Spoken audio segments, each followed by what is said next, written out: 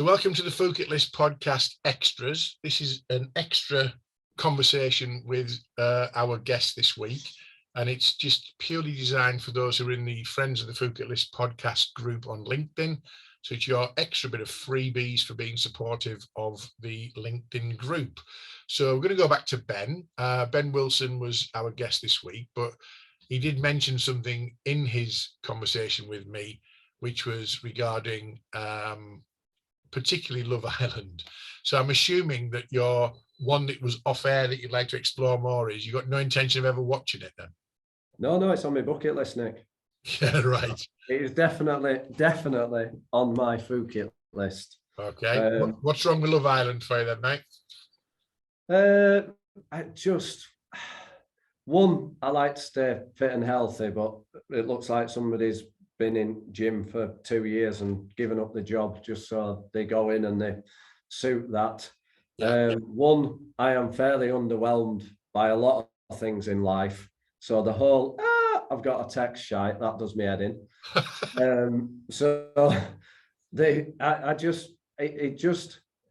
don't know, it's very clever as to how it draws people in. As I said in the podcast, my wife and 2 girls watch it.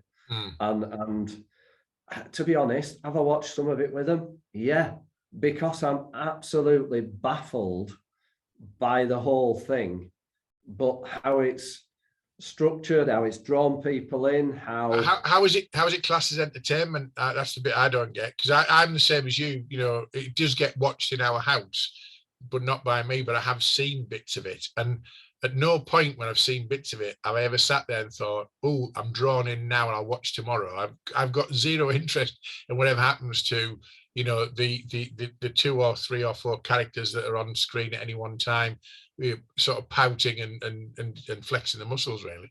Yeah, I think it's a really small snapshot into society and sort of egos and everything else. But in today's world, where mental health is spoken about so much, I don't understand how people can be put on screen for such entertainment that then when they come out and they've had the 5 minutes of fame,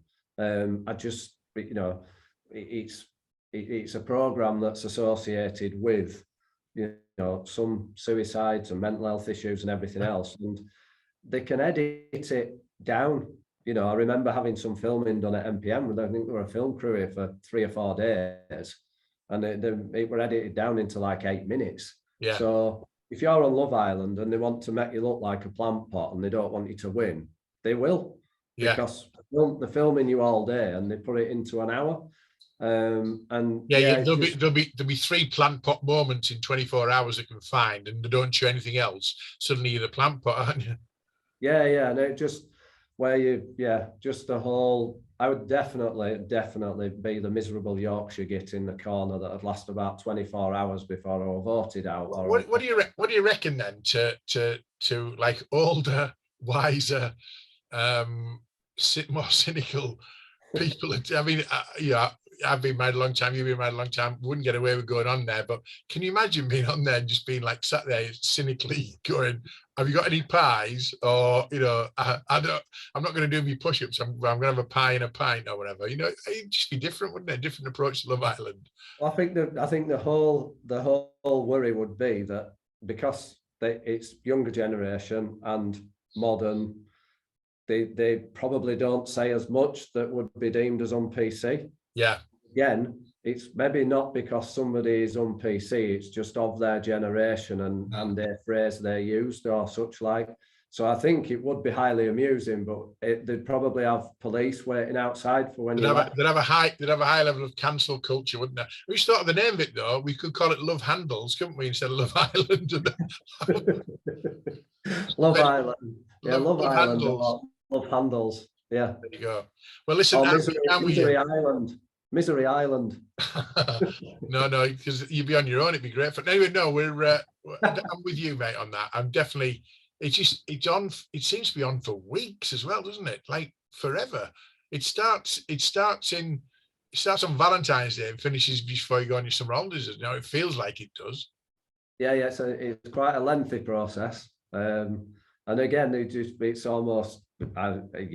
My daughter will kill me for saying it, but it is like a version of Hunger Games, where if they see it happening a certain way, then they'll drop some bombshell in there and then go, oh, let's watch how that alters the state of mind. And then if it doesn't do what they want, they drop some more in.